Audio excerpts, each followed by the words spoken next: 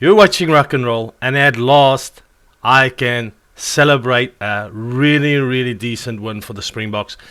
Probably the best I've ever seen them on tour play a game in New Zealand. And man, it's such a relief for me as a Springbok supporter to eventually start seeing everything click now. And Rassie eventually getting that combination right. Anyway, let's react to the highlights, because I've got to tell you, it wasn't all Springboks in the first half. That's how close they are. Skayman! And I was so delighted when we scored this try. The Springboks scored this try so early. I was so delighted.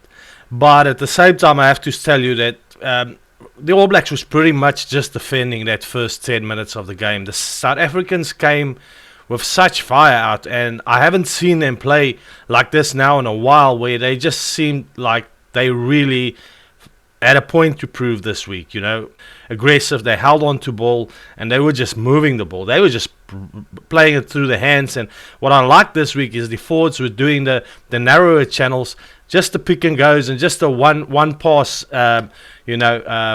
driving it up in the middle channels and just working through phases, and then running it through the hands in the back line. And it looked inevitable that it was going to be a try within that first 10 to 20 minutes, because they were building up to it, and you could see it was going to come at some point.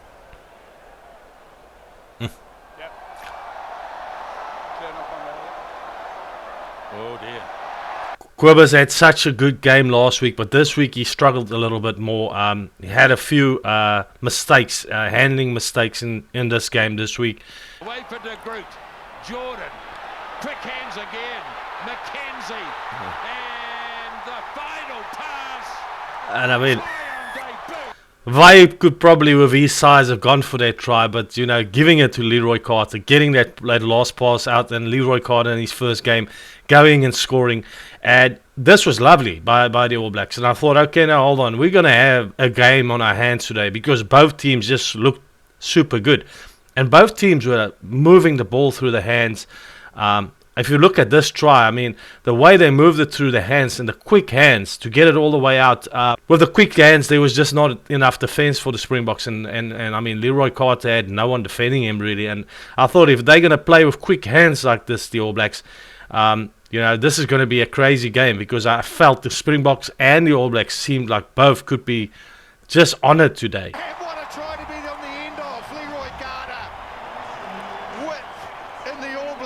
And the All Blacks had a good team. I mean, someone like a D-Max, a very good distributor of the ball, if you see the way that he got that quick pass away. And I mean, it was looking good for the All Blacks. Definitely looking good at this point in the game. So the All Blacks, the first to get points on the board 25 minutes into the game. And I've got to tell you, it could have been 7-all if it wasn't for that knock-on. Both teams looking good. It kind of felt like the first 10 minutes was the Springboks. They were just all over the ball that first 10 minutes. And then it felt to me like the second 10 minutes, say 10 to 20, even 10 to 25, was all Black ball. And they were looking a lot more threatening and dangerous and holding on to possession. Well, and this is the thing. Like, for me, the All Blacks are very much a team that like to play off momentum. They're a momentum team. If the All Blacks, if you allow them, we saw last week with the Springboks versus the All Blacks at Eden Park. When they go ahead with like 2 tries, it's like that just builds momentum, and they just build on that momentum. It gets harder and harder to chase the game down. And that seemed like it was starting to happen here. I mean, this looked like a very threatening run until, of course, that small man, that really, really fast small guy on the field that plays with 120% every game, biggest heart, the biggest rugby heart of a player that I know. Blacks attack away down the left again. Intercept. Cheslin Colby. Good night, Nerf. Brilliant try. And I mean, if you go look at that, if Cheslin Colby did not get that, if he didn't time that intercept, it's a very, very risky move. If he didn't time that intercept perfectly, and he went for the intercept and he missed it for some reason, you had overlap there. There was 2 extra guys on the left, and even if he didn't go for the intercept, there could be a possibility that the All Blacks would have scored from there. They were in a very threatening position. If they had to score here and suddenly the score was like 40-0, it would have really put the Springboks under a lot of pressure and really built their momentum in this game.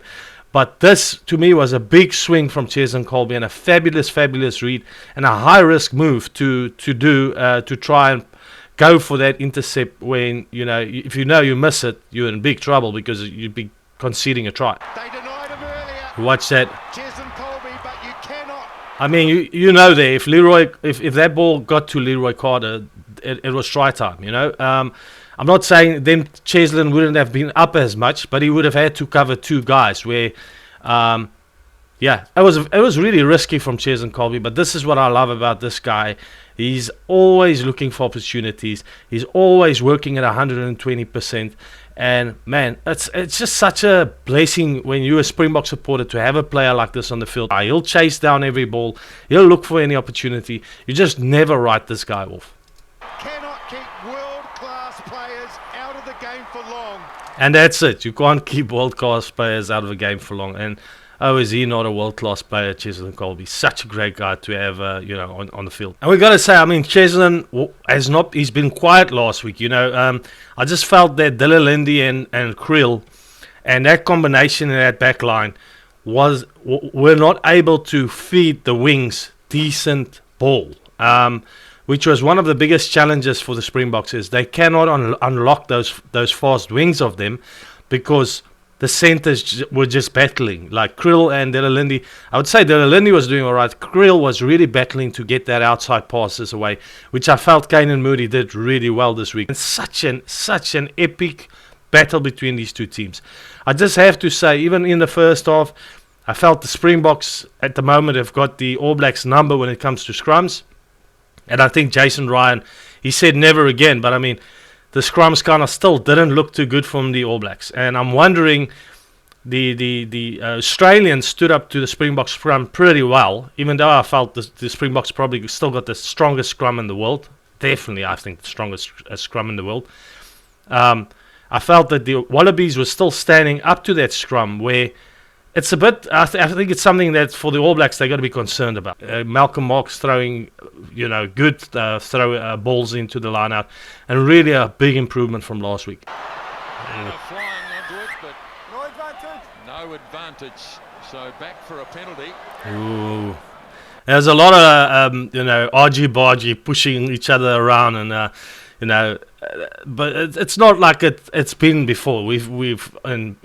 Since the game's become professional, people can't really get that aggressive anymore. You saw what happened to Jasper Wiese when he just touched heads with an Italian player. So the guys are very careful these days of what they do, but you could definitely see a lot of off-the-ball scuffles in this game, and you could see the intensity was high for this game. By the way, mentioning Jasper Wiese, what a great return to the Springbok jersey, being back, and a great carrier, and really a guy that they needed there at 8. Someone that can really carry up the ball strong on 8 was needed, and the Springboks really benefited of him being back in the team this week.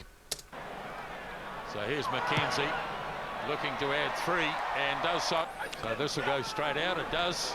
And there you can see again, that was the last scrum before halftime. The Springboks kind of demolishing the All Blacks in scrum time. The All Blacks have always been a pretty strong scrummaging team, but really been battling with the scrums against the Springboks, even more so, I think, this week than last week. I just think really Rassie should be looking at his selection choices and sticking to the same guys and don't keep rotating. That's just the one thing that I'm asking is, Rassie, don't keep rotating your team all the time. And the reason why I say that is someone like RG Snyman just don't get enough game time. And RG's been brilliant in this game, and I think he had also a huge impact in that scrums, along with Wilco Low, of course, being just such a machine right now. Such a powerful big guy. Yeah, and I think even a Jasper coming back, that scrum is actually just strengthened with this week's selection, and the forwards look really good. I think the rotation with Rassie is really making it difficult for these players to find their momentum, because they play 1 week and then they only play in the next month again. But kind of just try and keep this base the same of these players, because this week it all clicked for the Springboks.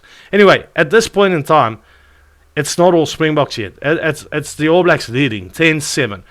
I would say the scoreline kind of, it could have been 10-all for all that I could say about this first half, because both teams were evenly good. Both teams had the opportunities, but the All Blacks just took that one opportunity more by being ahead by 3 points. But you'd say this is a close clash, and this is going to be a tight game. Siya Kolisi was so quick on this, because he sees that Christie's off his feet, and if you look there just on the screen, there's no one to defend, and he's literally just got an open line to run, and Siya just takes off with such a great break, and he also had a fabulous game again. I mean, so look at this break. There's a crack and high tackle. Here goes Kolisi up the middle. Siya Kolisi.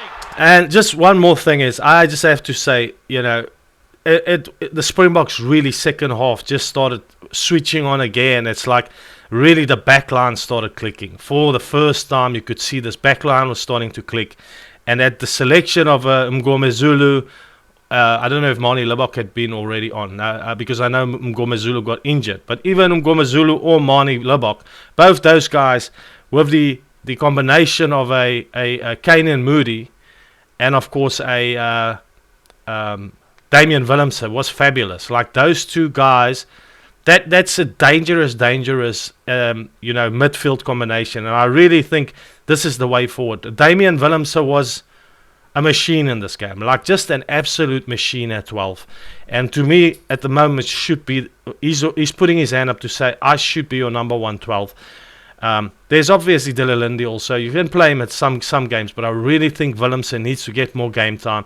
And I think Kanan Moody, they should stop moving around Kanan Moody. Kanan Moody is a 13. He's a really good centre, and he's a great prospect for the future for the Springboks. Now, by the way, before we continue with this, just what they also don't show on these highlights, the Springboks had a whole lot of injuries. They had so much more injuries than the All Blacks. And I mean, that made them having to make a lot of changes. You had you had Mngomezulu off, you had Mani Libbok come on, then you had Grant Williams come on, and there was a lot of movement in the back line. And it's like Rassie said, this week it really paid off for him going for the 5-3 split, because he says this week he would have been in trouble if he had to go 6-2, because eventually he had to put Grant Williams on the wing and bring Kobus Reinach up as 9. And man, Grant Williams could be a wing any day with the pace he's got. We know he's fastest Springbok, and there's quite a few fast Springboks.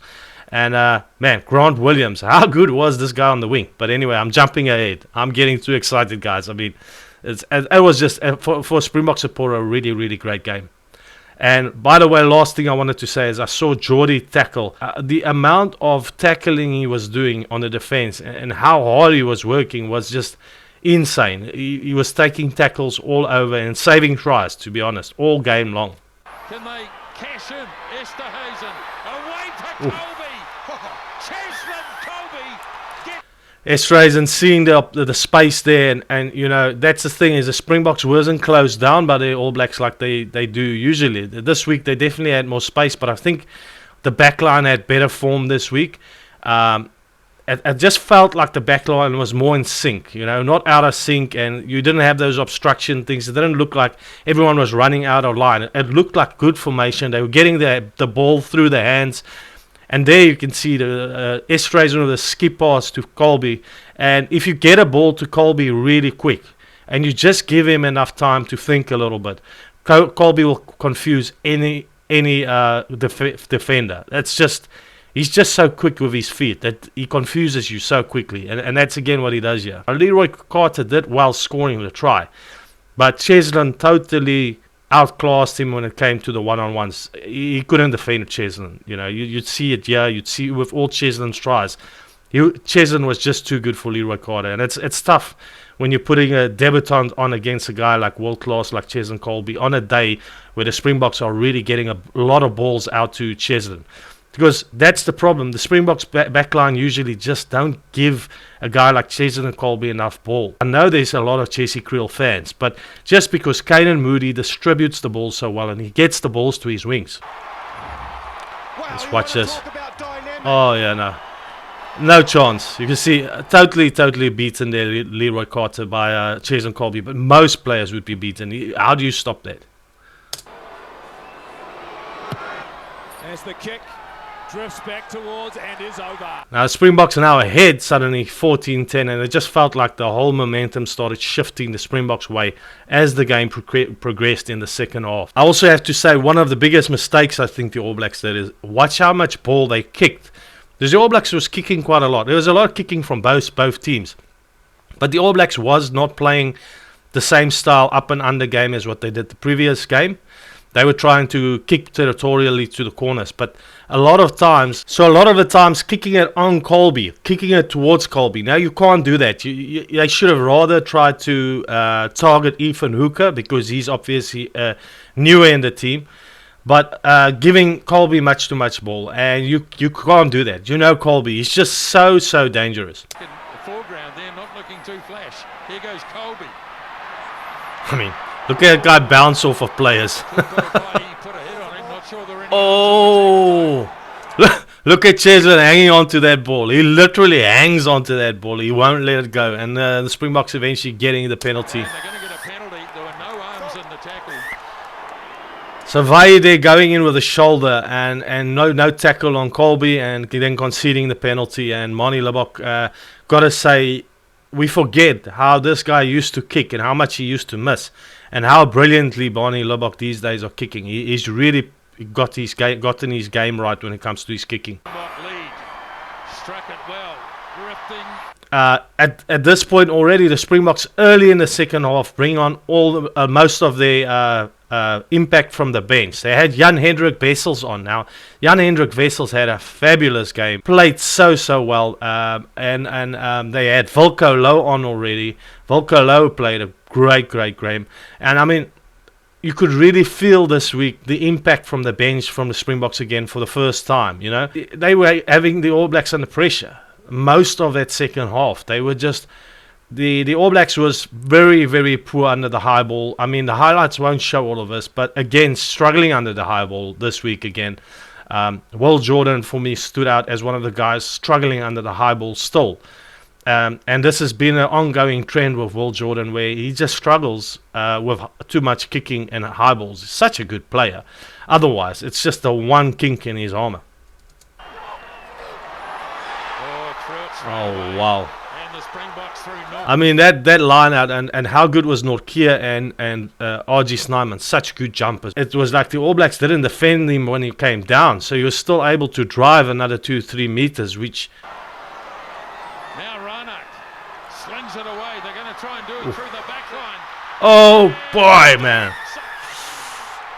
I mean, Willems, just why I really enjoyed this try is, number one, that the Springboks didn't just keep playing the pick and go up front and just the one passes, because it is the strengths of the Springboks. But what I liked is that they're unlocking their back line more.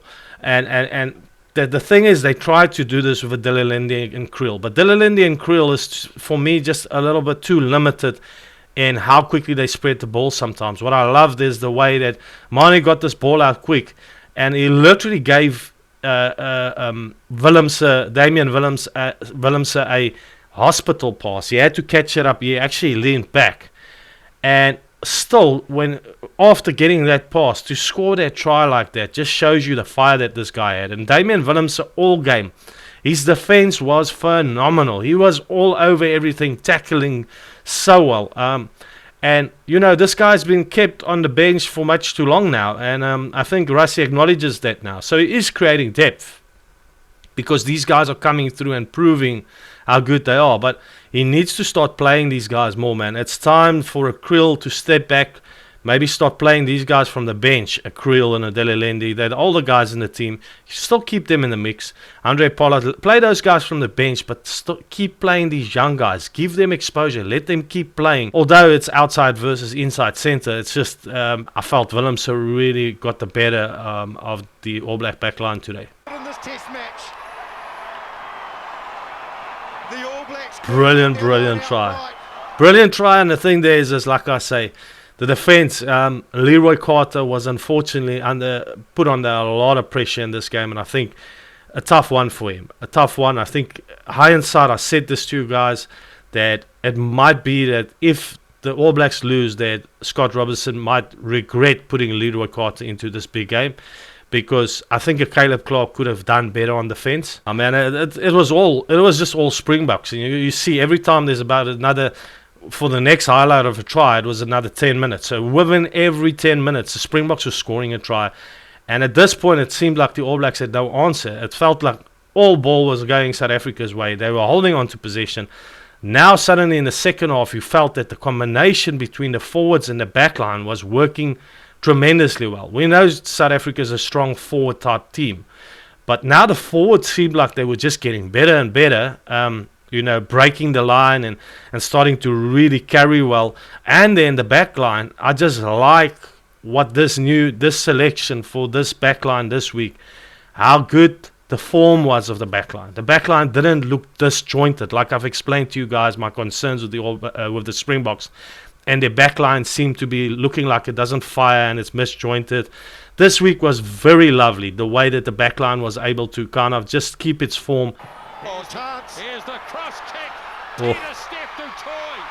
Oh, did he get him early? And man, and let me just say, Kwagga had no right. Kwagga had no right, and Kwagga is super fast. And why I say that's, again, you can say what you want from an All Black perspective. That's poor from Quim Tupaia. That, a loose forward has got that kind of pace, and that Peter Steph could wait for him as he was tackled and then pop it up. And letting Kwagga beat him like that is it's a backline player versus a loose forward, and the pace that Kwagga showed there was just brilliant. But this guy's work rate, again, also is amazing. We've seen it every week. I like Kwagga off the bench just because I feel if he plays the full game, he sometimes got some discipline issues because he's like a bull terrier. Smith for the Springboks. Wow, we have to say. But Tupaia was definitely caught out. Scored a pretty spectacular one in the first half. Reinach. Here's Oh. Snyman. RG Snyman. And the wheels just came off. I mean, RG ran right. He ran a beautiful line. Let's face it. Just the ball that Reinach gave him, but he ran a very nice line. But I mean, again, he should have no right to just run through there like that. The All Blacks was just kind of falling apart. It's like the wheels were coming off. No one was. The guys were tired. It looked very similar to me to the Springbok game against Australia, where things just started falling apart. Yeah, the guys get tired. How can you not be playing RG Snyman? He's got to be off the bench or starting. Oh, record breaking. At the moment, they're smashing it, the Springboks. Let me just stop it there. Just see how nice the form looks at the moment from the Springboks. And it's looking so much better than that first game with the other players. Like I said, out with the old, in with the new. There's still some old players here. But it's time for the Springboks to play the new guys if they want to play the expansive game. They are just better at it. The new players that they've brought into this team in that back line is so much better at this running type game. And it's time for the Springboks to realize, out with the old, I'm not saying out totally. Play them off the bench. Do what they did with a Mornay Snyman. Do what they did with like a Mornay Steyn and those guys. Put them on the bench for the clutch matches. Let them come on second half like a Francois Steyn. Do that, Frans Steyn. Do that kind of thing. Keep them on the bench. Bring them on second half for the experience in clutch games. Willemse was so good at creating space for his outside centre and his wings that I just felt he was brilliant today. And look at this beautiful ball he gets out here. Here's Willemse again. Oh, man. Oof. Oh, and there Estrazen puts Bodie Barrett down hard there. He's a big man to stop, and he went, you could see he went with force into him. But there again, you see Willemse, how he's, what I like about Willemse, he's not playing for me. His decision making, I think, is just for me at a different level at the moment to Kriel. His ability to pull players. So he'll run, he'll pull a player and then get the pass out. He's actually very much a typical centre in what we need at the moment in the Springbok side. where he pulls the players and then passes out. I feel a Kriel doesn't always get that right as well. Guys, this is not me, having bad things to say about Kriel, but it is time for us to face the facts that it's not that Kriel doesn't give his best, or that Delalindi had a great game last week in that inside centre. It's the combination of the players and the cohesion of the players. From the Springboks. Oh boy, all right, you called it, Nisbo. Boy, oh boy, it's so impressive. It really is. I mean, how lucky are you when you get injuries like that? Not lucky, but just how blessed the Springboks are with the talent they have, that you can put a Grant Williams on the wing when you get too much injuries. I mean, what is nicer than that? Grant Williams is already a brilliant scrum off, but to see that guy on wing, he'd be an amazing wing. He could be a world-class wing. They've done it all. And they have. The Springboks this week done it all, guys, and that's the only way. I think Nisbo said it there. I think it's Nisbo. He says they've done it all. They've beaten the All Blacks with the biggest margin ever. This is big. Everyone was talking about one record last week, and can they break the record of Higgin Park? Okay? And we went into this game thinking, you weren't thinking at all about records. Let's be honest. No one was expecting this. I wasn't expecting this. You guys knew what I said. I said, if this backline that they picked could fire and connect and find cohesion, it's going to be dangerous, because it's a super exciting backline with a lot of pace, and that we've seen today. But I was always worried that the guys had not played enough together, but it worked out fabulously for the Springboks today. And Damian Willemse was a star, an absolute star. And then we can't take anything away from Kane and Moody on that outside centre as well. Definitely, it is an era where I think All Blacks need to realise that they are not going to be able to maintain all these records they have had in New Zealand. The other teams are coming up in leaps and bounds. We saw Argentina beating Australia in Australia. Things are changing, guys, and rugby is becoming a super competitive sport now, and anyone can beat anyone anywhere. That doesn't mean that the All Blacks won't be coming back hard next week, and it makes for an amazing battle slow between Wallabies and the All Blacks, and amazing last two tests for the Springboks versus Argentina, because the Springboks are now suddenly second on the table, Wallabies first, All Blacks suddenly dropped to third, and Argentina fourth. So Wallabies have got a shot to win this Rugby Championship. Springboks have got a shot to win this Rugby Championship. The All Blacks still got a shot to win this Rugby Championship, and Argentina's got it. So it doesn't even matter. They all still have a shot at winning this thing, and it's going into the last two games of the Rugby Championship. And what could be more amazing than this? So very proud, and thanks for watching, guys, and let's see what's next. It's just getting more and more exciting.